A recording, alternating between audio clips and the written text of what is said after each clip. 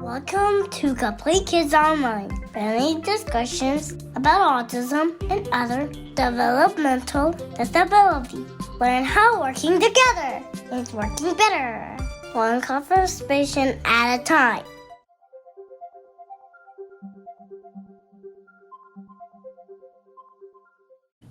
Hi, welcome to Complete Kids Online. I'm Gina. I'm Bob. And we're joined here by Christian. Christian's one of our occupational therapists. And starting off with our first biggest question, everyone knows what physical therapy is. Everyone knows what speech therapy is. But tell us, what is occupational therapy for kids? What the heck is OT, Christian? That's going to be the title. Yeah, I get that question a lot. So occupations are basically what is important to you, like in your daily life, and being as successful or independent as you can be. So for kids, this could be like play skills or social skills, or just like learning to be more independent with like different life skills, such as dressing or feeding, and just like being able to adapt to their environments if they have different like sensory issues going on too. It's fun. So it's kind of a lot of everything. There's a lot of overlap with speech therapy and physical therapy, but we're our own separate little therapy. When I first heard it was, when I first took the job here and I heard of occupational therapy, I was like, oh, they fix like plumbers so they can plumb, and truck drivers so they can drive a truck. You don't want me helping you plumb your house or anything. They could fit under the cabinets really easily. So tell us a little more about the sensory issues you were talking about. So basically, a lot of kids come in with sensory issues, especially a lot of kids with autism. That's very common. So sensory processing is just basically how your brain gets messages from your body and how it reacts to that, like the response that it gives. So some kids don't process the information typically.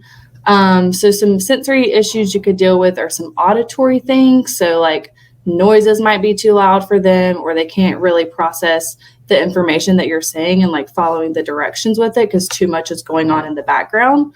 You could deal with other sensory issues, just like texture. So that could be like tags on your clothing or certain textures of your clothing, or even textures related to picky eating. I get a lot of that where kids are picky eaters because of the textures of the food. But it can also be things such as vestibular or proprioceptive input. So vestibular input is like knowing where your body is in space, and so noticing those like position changes. And then proprioceptive input is more of like getting input to the joints and the muscles in your body, and like your body might crave that. So your kid might be running and crashing and jumping a lot because their body is craving that extra input to their body. You see that a lot. Definitely. Look at Christian with the big words. I know, right? I tried to explain it though. But they are some big words. We appreciate that. So is it my vestibular system why I'm always walking into things? And maybe might have some visual things going on too. Not noticing where things are. It does seem, I'm an outsider looking in. It does seem that the one therapy out of SLP, OT, and PT that overlaps the most with ABA seems to be OT. Is that correct? Yeah, because ABA works, on a lot of life skills and, becoming more functional. They do some speech things as well, but I work a lot with our BCBAs and like implementing what programs they're doing and kind of carrying it over in OT and vice versa. That way, the kids that are here getting ABA and OT, there's a lot of carryover in the same things, and it helps them become more successful too. What about the difference between a lot of our kids will have meltdowns versus tantrums versus meltdowns? Can you tell us a little bit about that? The biggest thing I've noticed is if it's a sensory meltdown, they usually can't get out of it quickly. So if it's more of a behavior and you give them what they want, they'll kind of dry it up pretty quick. However, if it's a sensory meltdown, they still usually have a harder time kind of regulating and, stop crying and kind of getting back into their routine. Granted, sometimes behavioral meltdowns can turn into sensory meltdowns, and then it's still hard to, regulate back again. But that's the biggest difference I've noticed. And what if a parent is seeing those kind of behaviors at home, those meltdowns? What's something that they could do? Definitely if it's a kid that's kind of rigid and having difficulty with the routine, and like changes in the routine, like giving them warnings about like, hey, like in 5 minutes, we're about to leave the house. Okay. In 3 minutes, we're about to leave, and kind of giving them those warnings. You could even use like a visual schedule, or just I like to use first then statements a lot. So first we're going to get dressed, then we're going to leave the house. And just kind of using those statements just to help prepare the child with that. That doesn't always work. I mean, it depends on kid to kid and how it's implemented at home, but those are some things I would definitely tell a parent to try. What about, for people in the OT field working at Complete Kids, maybe talk about that a little bit, just, people think about switching jobs or anything like that. Mm-hmm. So one thing that we do that's a little bit different than, I guess, other outpatient pediatric facilities is working alongside ABA. So I do a lot of co-treating with the ABA therapist. So I pull the kid from ABA, but it basically becomes like the OT session. And so they're there for more of the behavioral support. If a child is having a major meltdown or behavior, like they can step in and kind of help, with that and help regulate the child with me. But it's just nice to have multiple hands, and like they're learning from me, I'm learning from them. So it's a very collaborative work environment, which I appreciate. But other than that, I mean, you're working with kids, so, you got to have some energy and some, being able to chase around some kiddos every now and then, but it's a lot of fun, definitely. Awesome.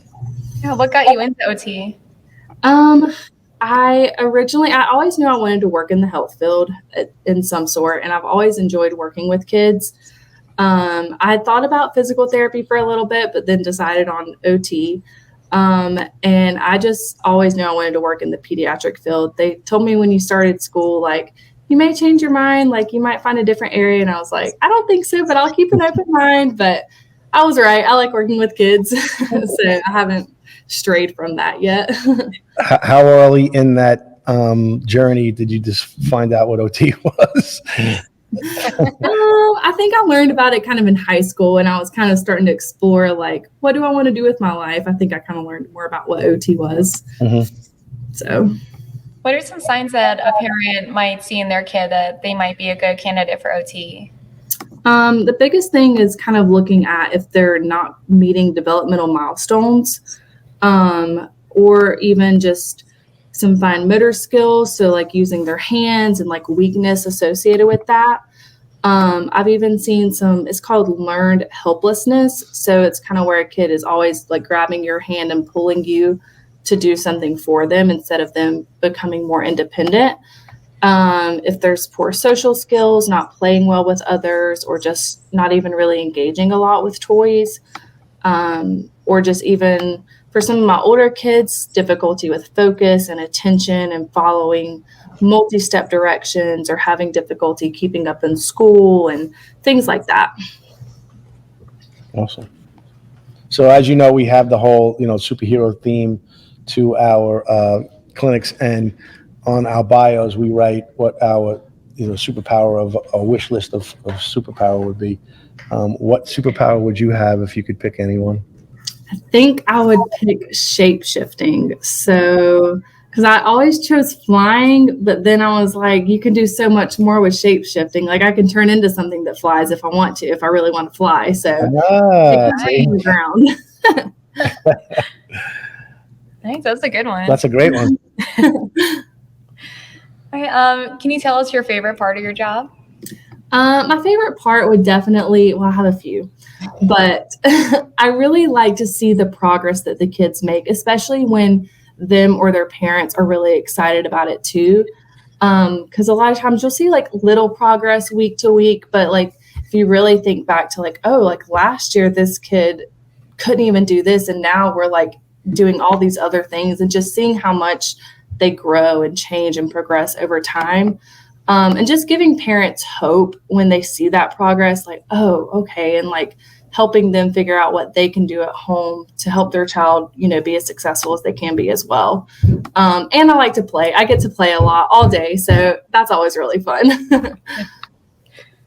I always see, we talk to more parents than kids, and the reaction about when a kid, goes from A to B, you really, it tears your heart out in a good way.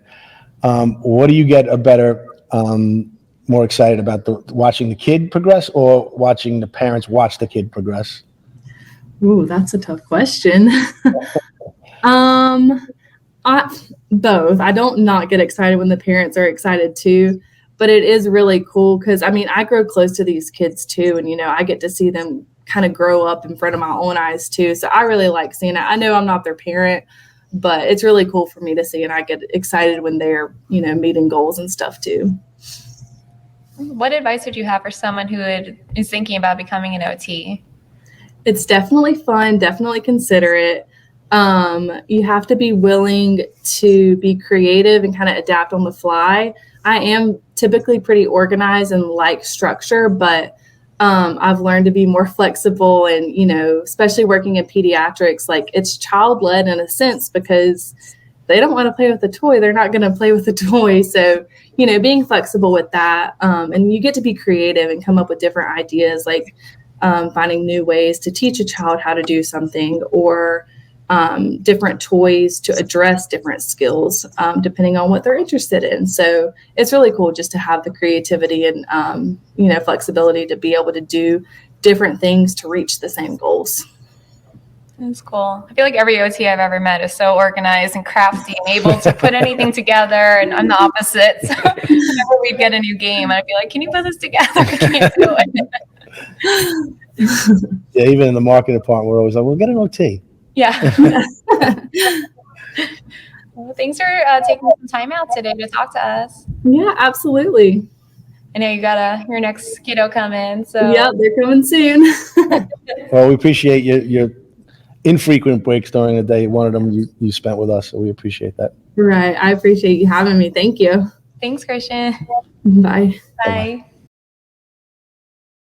To continue the conversation, visit the links to our website, Facebook page, or Instagram in the comments.